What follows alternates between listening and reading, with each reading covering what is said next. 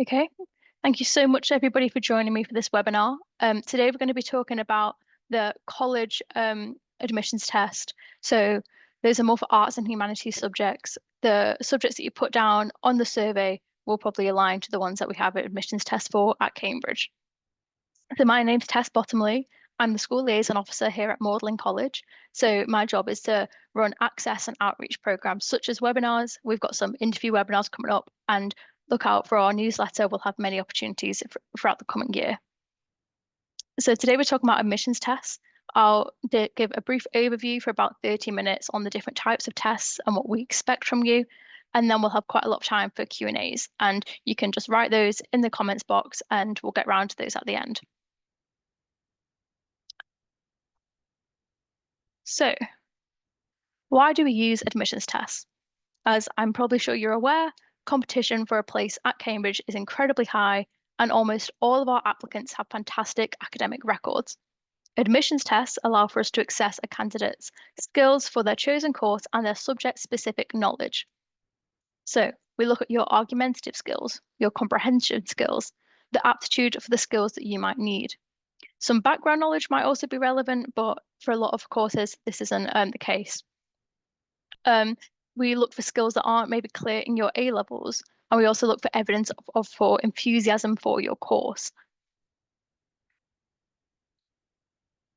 And how do we use these admissions assessments? So they're not the only thing that we take into account when we choose students to come to interview and also when we offer places. We take into account many things, and nothing is seen in isolation. So just because you do badly on one aspect of the application doesn't mean that you're not going to get a place, because you may do very strongly in another part. For example, you might have a brilliant academic record and a really strong personal statement, and you might not do very well on the admissions test, but those things might balance each other out.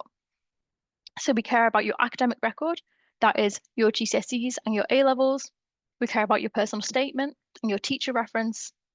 We care about the admissions assessments, what we're talking about today. For some of you, you may submit written work. For example, subjects like English and MML might submit written work. And we also care about your interview. And again, nothing is taken in isolation, and there is no pass mark usually for these courses in the admissions assessment. It's more we're just seeing how you perform, and then we can judge you against other candidates. Just see if there's any other latecomers. No. So these are the tests that we have this year for the humanities courses. As you can see, for some subjects, there may be several courses that take the same test, such as history and modern languages takes the same test as modern and medieval languages, because it is the language part that is being assessed. As you can see at the bottom, you're only required to sit the admissions test for Asian and Middle Eastern studies if you are taking a European language. For example, you might be doing Arabic and Spanish. And for philosophy, all colleges except Christ will have to sit the philosophy admissions assessment. Because you'll take these tests online, you can take them wherever you want. So it's your choice, really, if you think you'll be better suited taking them at school, or if you think you'll be better taking them at home. Just choose where is quietest and where you can focus the best. If you've been granted extra time, so for example, if you get extra time or breaks in your A levels or your GCSEs, you will also be entitled to those in the college registered assessments. When you apply to Cambridge, you'll get sent a form to them after we've received your application. This form will ask you about your additional needs and any access arrangements that you need. And we will then consider that when we make you sit the test, and also it'll affect your interview. So wait for information from college about that. And these are the ones for the arts courses. So architecture and design both sit the architecture admissions assessments, and archaeology also has its own test. I should say for both these and the humanities courses, the reason that they are college registered assessments is because the college register you for them. You do not need to do anything. When you apply for Cambridge and we have read your personal statement and we've read your teacher reference, we decide who is invited for interview.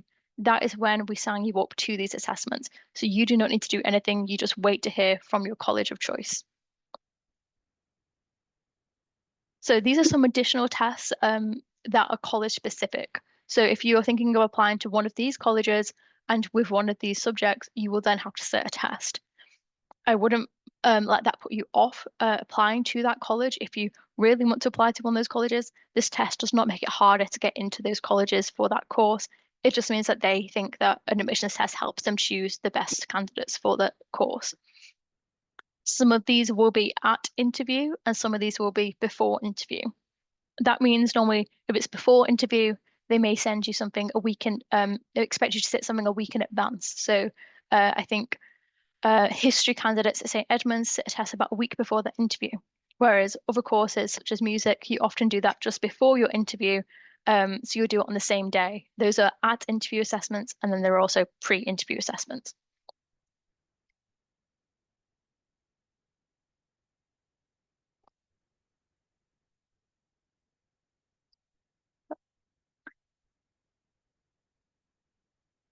So yes, you do not need to register for these assessments. The college does them themselves. Uh, if you apply openly, if you don't choose a college, the one that you get assigned to will send you the information about the tests that you need to sit. These are the current dates that we have for the test. The classics admissions assessment is at interview. So the day of your interview, you will sit the assessment, and this will vary from college to college.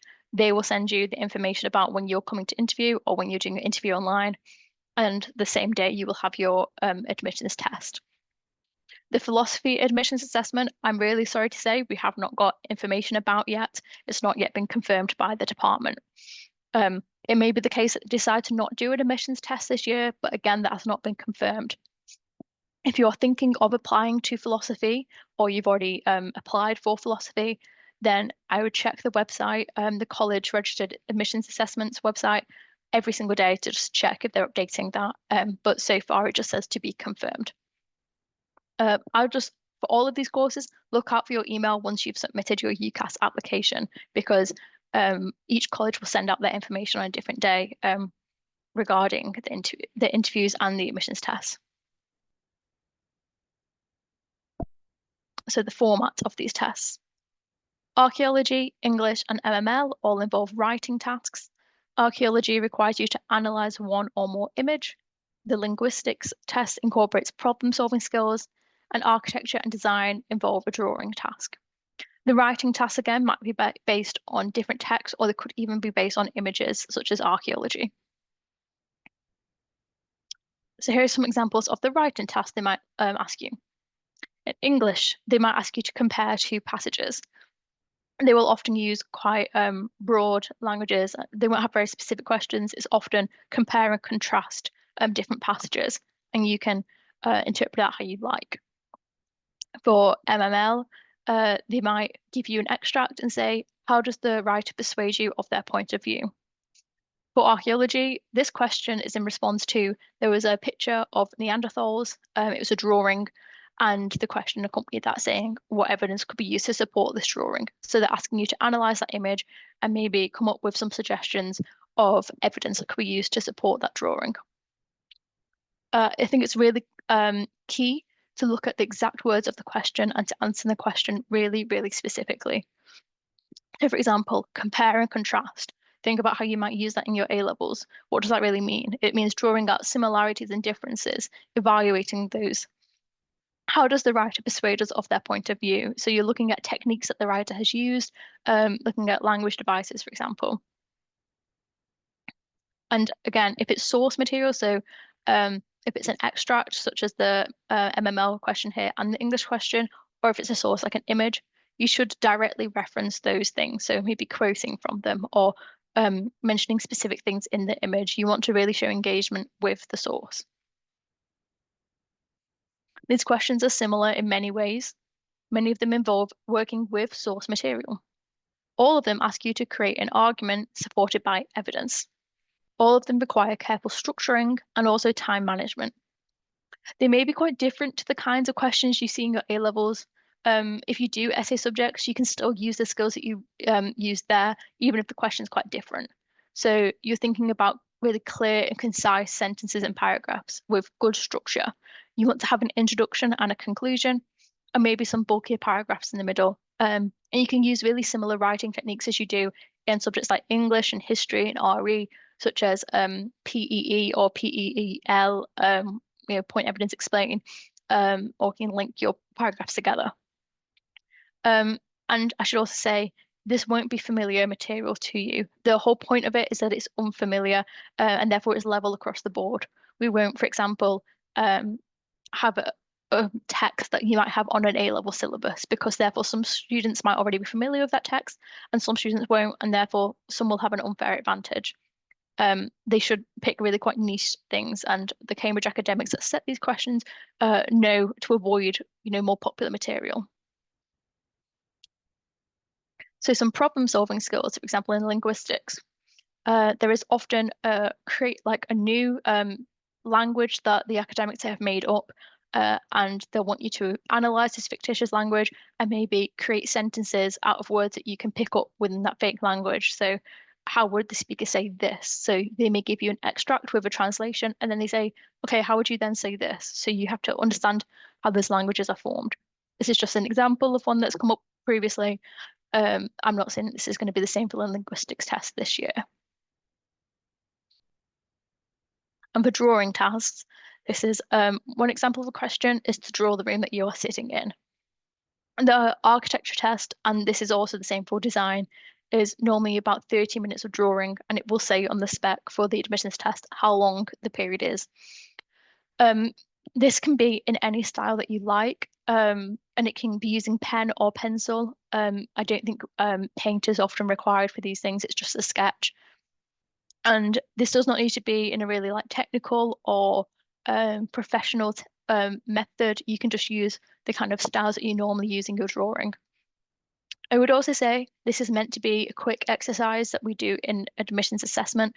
The academics who assess these can often tell if you used a drawing that you've drawn previously. So I wouldn't be tempted to try and throw in drawings that you've already done. The question might be draw the room you're sitting in, and you've already got a drawing similar to that. I wouldn't submit that. I would do the test as it is right there and draw, from life, because we can tell if a drawing has taken longer than half an hour. It's quite obvious if you've, put a lot of effort into it versus a quick sketch. This is really just to assess things like your spatial recognition, your ability to just kind of interpret life. It's not looking for a polished, a thing that could go up in a gallery. It's not really looking for that. It's more looking at your spatial awareness in that respect. So step one to prepare is to familiarize yourself with the assessment. So how many questions do you have to answer, and how long do you have for each question? Do you have a choice, or do you have to answer every single one? What is the format of the question? Is it comparison, source-based, or does it require your own knowledge? When I think about the choice of questions versus passage to answer on, something that can trip students up is that they think you have to answer several questions when you only have to answer one, and therefore they don't use all their time for that one really strong answer, and they'll get marked down for that. So make sure you really read the instructions at the beginning of the test before you launch into doing the test. I would say it's better to familiarize yourself with the format as opposed to revising for the test. The idea is that it's unseen and that your skills are tested as opposed to your knowledge. On the Cambridge admissions page, you can find the college registered tests, and they have a spec and they have sample papers. So they tell you what they're looking for, and they show you example past papers. Some of them even have a marking criteria, so you know exactly what they are looking for when they are marking your tests. It's really good to familiarize yourself with those, because then you don't go into the exam unprepared, you don't panic, you feel confident going in. And again, if you have extra time, when you are familiarizing yourself with the assessment, you have to factor in your own extra time. So maybe it says spend 20 minutes on this, this, and this. You will know that maybe you're supposed to spend 30 minutes instead because you have that extra time. So this is why it's good to prepare in advance, because you can block out that and practice mocks with your extra time. I would say it's better to be calmer and more reassured on the test day. If you've done these practice papers and you're familiar with the spec, we're not expecting you to revise and therefore get better every time you do these mock tests. It's more about just feeling confident and knowing what to expect when you go into the test. This is what, when I've been saying the college admissions page looks like. This is the page. I'd recommend you can take a photo of this, or you can scan the QR code here to get the page up. This is all the courses they have. Again, some of these, when you drop down, will say that you don't have a test. For example, geography is only at certain colleges. I've opened the linguistics one here, and we've got some admissions assessment spec, 2 past papers, and a marking criteria. So if you're wanting to apply for linguistics, I'd recommend checking out those. And things like English, architecture, archaeology, they have past papers on here as well. So I take the time to look through those, read the spec in a lot of detail, and find exactly what they're looking for. Because sometimes they'll say students only hit 2 of these criteria, and we wanting to see this. They can show us all these skills. So you need to know exactly what skills you're trying to show in the test. Step 2, identify the skills being tested. Comparing and contrasting, selecting evidence from a text or image, making an argument, writing in a foreign language, your comprehension skills, how closely you can actually answer the question, and life drawing as well. So if you're looking at different source material, are you looking at sources and text to draw comparisons, or are you evaluating? Do you need to be argumentative and reach a conclusion, or are you more giving different opinions? You need to address the question directly. You need to give a clear answer and don't try and pigeonhole the question to suit something that you want to say. Maybe you know loads about climate change and a question comes up, but you think you can maybe talk about climate change and you can, try and pigeonhole the question into that because you have loads of knowledge. That's not how it works. You need to just directly answer the question as it is, even if it's not something you think is your strength, because you will be penalized if you do not answer in the question. If there's something that you maybe don't understand in the question or you're making some assumptions, you can state that quite clearly in your introduction. You can say, for this essay, I'm taking this to mean this, or I'm using this as an example of this, and therefore you're still answering the question. Or you can even say, I understand the question to mean this, and therefore this is how I'm going to answer it. And therefore you are still showing that you're answering the question. You can draw on how you use these skills in A-level. And this way you can kill 2 birds with 1 stone because you're revising for both, such as doing unseen papers if you study English literature. That'd be really similar to the English admissions test here because you're often looking at 2 unseen things and comparing and contrasting them. The MML test often involves writing in a foreign language. You'll be doing this for your A-level anyway, I assume. So more of that practice, maybe looking at some unseen texts in that foreign language to try and, evaluate the language use, a bit of comprehension skills. Again, check the spec. You'll see what skills they want you to show, and then you can practice how you're going to show those skills in your test. For example, architecture on their spec says, we're not looking for the display of any particular technical or formal skills. Instead, they're looking to assess the candidate's ability to think in a visual and spatial manner, to record spatial impressions, to demonstrate an awareness of their environment, and to interpret their environment in visual terms. So they're not looking for a certain style of drawing. Instead, they're just looking to see that you can do that. And therefore, you might want to practice drawing from life, maybe attending some life drawing classes. And this is the same for every course. They will have a spec that lists what they're expecting. So practice these key skills. Use current affairs for inspiration. How could you argue different viewpoints relating to a contemporary issue? Can you be persuasive? This is maybe more relevant for courses such as English or archaeology or MML. You can look at what's cropped up in the news, whether that could be relevant. Practice planning essays on unfamiliar topics. This can be something drawn on from your A-level spec, for example. Ensure you are confident on key essay writing phrases in your chosen foreign language, for example, in conclusion and in my opinion. And try some past paper questions. There are quite a lot of past papers on that website. You might be able to find older tests. So they may be a different format to how we do now, but they'll have really similar questions. So the English test has probably changed over the past several years, but if you can still find older English tests, you'll still be able to practice the same skills. The questions are designed to be quite unfamiliar, so candidates are all at the same level. Again, like I said, you won't have any familiar text coming up. However, those that have wider reading bases are going to be better prepared to look at unseen material. So even though we're not going to give you something that you've probably ever seen before, if you're just quite used to reading broadly, maybe you read newspapers and novels and you read poetry, you're just going to have more evaluative skills, better reading comprehension. So, you've not got that long until the assessment, but maybe picking up a newspaper every now and again, listening to some podcasts that are quite academic, those can keep you in that headspace of reading academia and writing in quite a formal way. And once you've seen some past papers, you can probably make up your own to try and get some more practice in. If you see that a lot of the past paper questions are quite similar, you can probably guess what others might be like and try and make up your own questions. You can also answer the same past paper question in different ways. I've done this as revision before. So you argue one time, for something, and then the next question time you practice it, you argue against. So you've kind of covered both sides there. This is a really good way to just strengthen your argumentative skills because you can get the different angles in.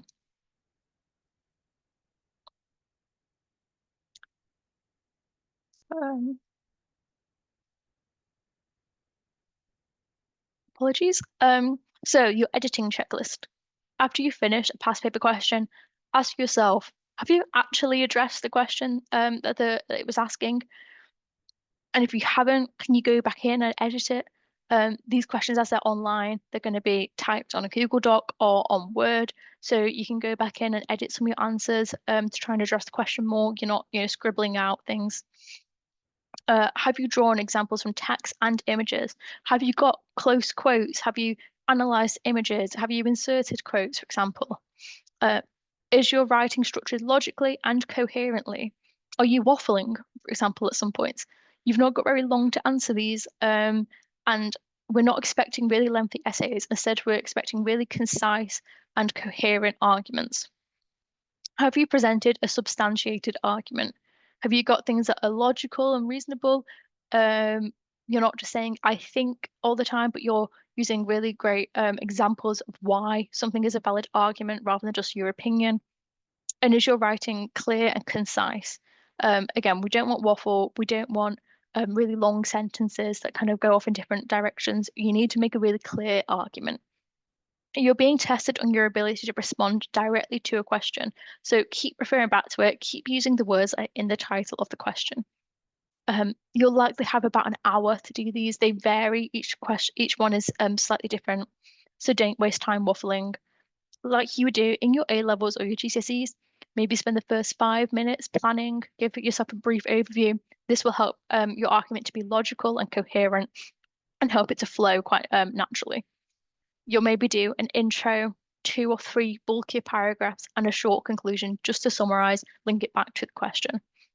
And leave time at the end, 5 or so minutes, just to check over what you've written, make sure you've not got any spelling mistakes, everything makes sense. If you're writing in a foreign language, especially, make sure that you haven't got any wrong words in there. And then you can submit feeling quite confident about it.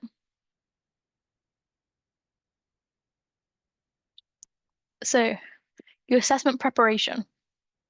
Remember that each assessment has a time limit. How much time can you spend on each question? And how much time can you spend reading, planning, and checking? How can you structure your essay according to those times? Try completing a past paper under time conditions. If you struggle on your first attempt, it doesn't matter. You've got other attempts to try. For some of the questions, the papers, sorry, they will say what time they want you to spend on each question, or they'll give recommendations. If they don't tell you how long to spend on each question, they might sometimes show marks or how much each question is weighted. It's then your choice how you split your time based on how much the questions are worth. So, for example, if one is worth 10 marks and one is worth 15 marks, you're going to spend more time on the one that's worth 15 marks. So you can split your time between them as you see fit and do some division for that. If you don't feel like you can do this at home or you want to try it under more strict conditions, you could try and get your school to set you a mock where you can do a past paper. This can just help keep to the time. And then, yeah, maybe it makes it feel a bit more like it's exam conditions. Specifically for the linguistics course, some questions may test your subject-specific knowledge by asking you to interpret a fictional language, for example. If you study any foreign languages or English language, then you may have developed some strategies for interpreting language. But regardless of which A levels you study, it's still useful to practice with some sample questions. You may wish to test and improve your knowledge of syntax, phonology, grammar, and dialects, for example. Think about a language that you already know and have a go at a past paper. It's a very particular way of asking questions in the linguistics test. It's quite a strange format because they have that fake language and the way they ask you to translate. I wouldn't go into the linguistics test having never seen that PET test before. So definitely have a look at some of the past papers and have a look at the marking criteria so you can see exactly what they're looking for. Philosophy, like I said, I'm afraid they haven't released spec for this year or the date, but based on previous years, the questions seem to test your logical reasoning skills. These questions can be quite difficult to prepare for as they require getting into the mindset of logical reasoning, but there are quite a lot of questions online in past papers. Remember, you can take notes and do rough work throughout the test if this helps you. This goes to everyone else. If you want to maybe have your plan written down on paper so that it's not on your screen, that can be quite helpful. So the logistics of the admissions test.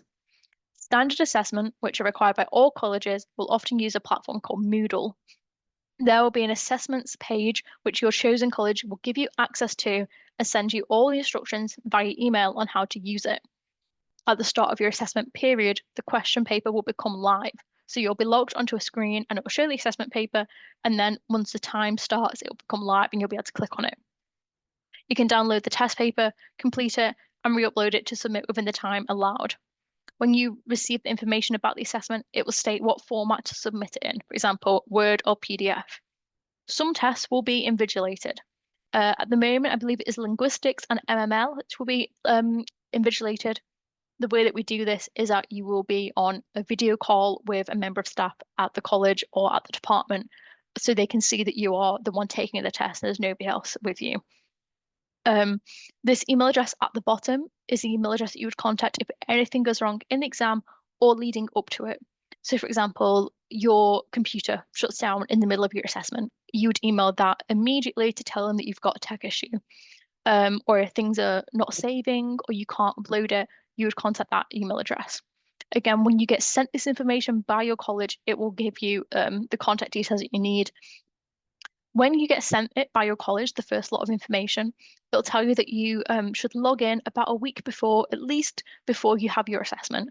This is just so that you can actually familiarize yourself with the Moodle page and check that everything is working. Do not leave this until the morning of your assessment, because if you do and there is an issue, for example, the question paper isn't loading, it's not there, it's a bit late to sort anything out before your test starts. So just, log in. It will say this on the email from your college, but log in and familiarize yourself. And yeah, it just prevents any tech issues. You won't be penalized if there are tech issues that a college will take that into consideration. But as long as you let college know, you might also want to reassure yourself by taking photos if things happen. Like when you've uploaded it, you can take a photo to show that you've uploaded it.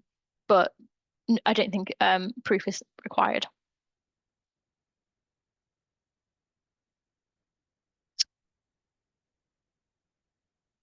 Don't expect to get every single question right. The assessments are designed to be challenging. Focus on doing the best you can in the time permitted. And don't panic if you think you have performed well. The admissions assessment is just one of the many parts of the application process. Your personal statement, your reference, the contextual data that we have, and the interview will all be considered. It's quite easy as well to misjudge how well you did because you don't know what the admissions tutors are looking for and you've never really done a test quite like this. This is only one small part of the application process, and the college has quite a lot of other data on you, such as your grades, your teacher reference, and it's meant to be challenging. Otherwise, what is the point in the admissions test if it's just something you can breeze through? So yeah, like I said, if you come out of that test and you think that went awfully, you don't think you're going to get in, everything like that, you just need to forget about it because you might have actually performed really well. You can't actually recognize that because it's not a test that you're familiar with. It's not something that you know how to do because you've aced tests previously. And the admissions tutors might read it and think that it's brilliant. So just come out the test, forget it happened, and just await further emails. You do not need to pay for any preparation materials. Everything that you need is on the college website or on the university website, as well as statistical information and practice papers. There are some third parties or private organisations that might offer tutoring for these tests, or they might offer practice material. We don't think they're very useful. They're not worth you spending money on. Just use what is available on the website, and that is everything that you need. Again, they're unseen tests, so nothing that these private companies can offer you will really put you in a greater stance for the admissions assessments. And where to find all the information and practice papers. This is the uni page dedicated to the college admissions assessments, where you can find the subject-specific material, such as the past papers. The individual colleges may also offer further information. So if you have a college of choice that you're going to apply to, have a look at their page as well and see if they have additional stuff as well as what's on the uni page.